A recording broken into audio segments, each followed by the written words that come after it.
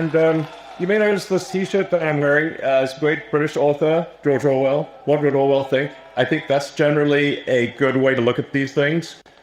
He would want freedom of speech. He would want the people to know what's real. He'd want the people to fight against government oppression and fight for the truth and fight for the future of Britain. Why is it important for you to be here today speaking at this United Kingdom event? Well, I'm of primarily British heritage, British ancestry. I want Britain to be greater than it ever has been. I want Britain to remain Britain. I think there's something beautiful about being British. And what I see happening is a destruction of Britain.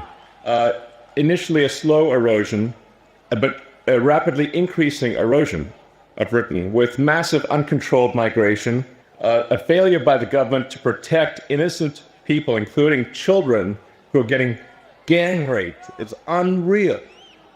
The government has failed in its duty to protect its citizens, which is a fundamental duty of government. This has got to stop. There needs to be massive government reform in Britain.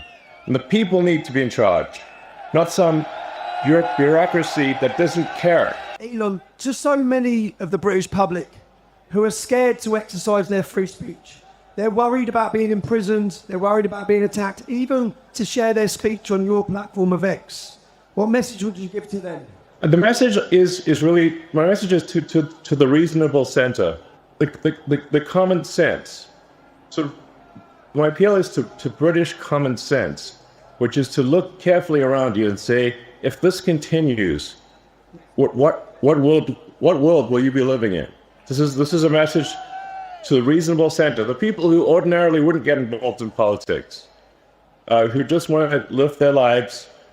They're quiet. They just go about their business. My message is to them: if this continues, that violence is going to come to you. You will have no choice. You're in a fundamental situation here where whether you choose violence or not, violence is coming to you. You either fight back or you die. When you look at the behavior of organizations or people, you have to say, what is the incentive for these organizations? And frankly, there's a massive incentive on the left to import voters. So if they can't convince their nation to vote for them, they're going to import people from other nations to vote for them. This is a massive factor. And frankly, it's a strategy that will succeed if it is not stopped. And it is, thus far, it is succeeding.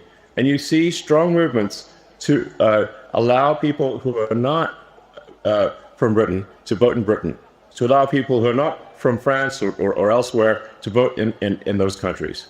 And thus depriving the citizens of their democratic power. It's really a voter importation thing. And if they're allowed to succeed, if this is allowed to continue, they will succeed in importing voters, swaying the elections, and taking your vote away from you. That is 100% what is happening. But you've got to point out to them that if we don't take action, they won't be able to mind their own business because other people are going to come and maraud them. There's genuine risk of rape and murder, and the destruction of the country, and dissolution of the entire way of life. And so, yes, in the normal course of business, if you weren't under a massive attack, then people should go about their business and just live their lives.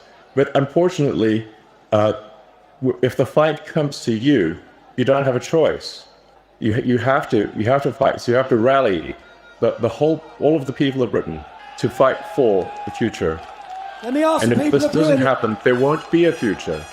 Are you ready to fight for your future, Britain? Fight for your future. Do it. Go. Will we be gagged any longer, Britain?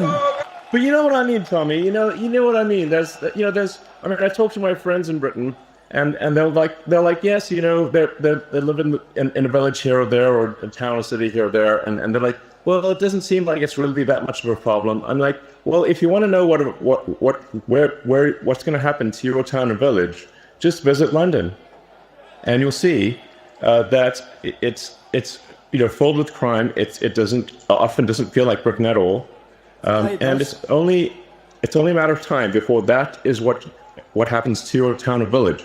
It starts in London, but it will spread to every town and village in the country, and no one will have any peace. And so I really think there's got to be a change of government in Britain. And you can't. We don't have another 4 years or whenever the next election is. It's too long. Something's got to be done. There's got to be a dissolution of Parliament and a new vote held.